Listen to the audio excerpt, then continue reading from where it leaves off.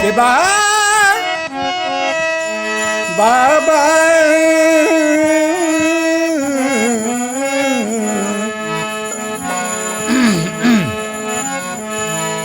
बाबा रौरा ऐसन भोला बाबा भोला बाबा रौरा ऐसन दुनिया में परिवार कहाँ बा बाबा रौरा ऐसन दुनिया में परिवार कहाँ बा जैसन वही जाबा व्यवहार उ व्यवहार कहवा बा जैसन वही जाबा व्यवहार वही जाबा व्यवहार उ व्यवहार कहवा बा बाबा रौरा ऐसन दुनिया में परिवार कहवा बा बाबा रौरा ऐसन दूसरा के परिवार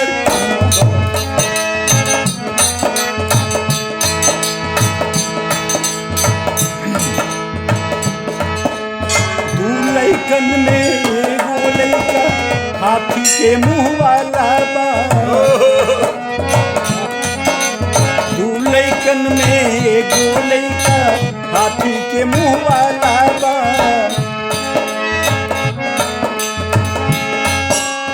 दोसर लइका अजबे बाटे छौ छौ गो मुंह वाला बा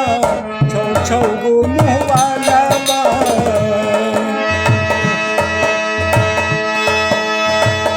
बाबा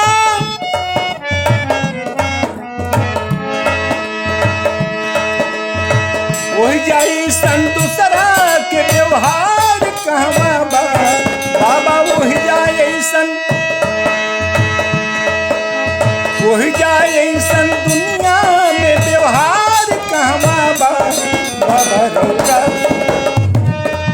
परिवार कहवा बा बाबा रौरा दुनिया में परिवार कहवा बा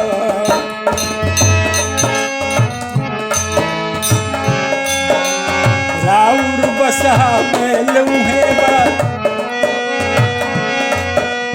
मैया के सिरवो हिजेबा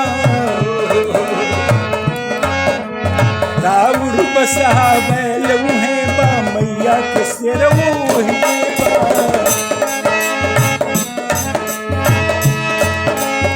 एक लइका के मोरऊ है बा दूसर के मुसबो हिजेबा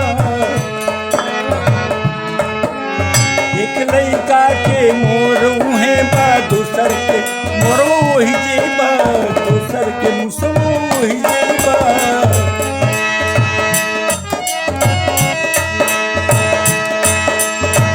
ओहि जाए सन दूसरा जगह में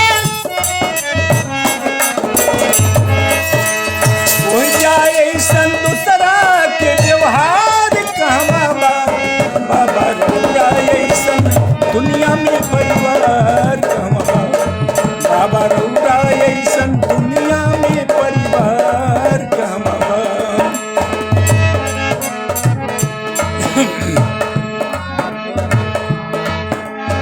रसिक बिहारी सभे वहाँ पर रसिक बिहारी सभे वहाँ पर बैर छोड़ के एक में बा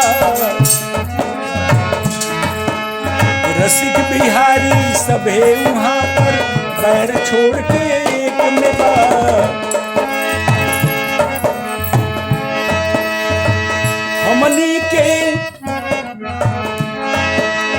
हमनी के आशीष दही हमनी के आशीष दही देख के कुछ तो सोची जा देख के कुछ तो सोची जा वही जा जैसन बा व्यवहार वही जा जैसन बा व्यवहार कहवा बा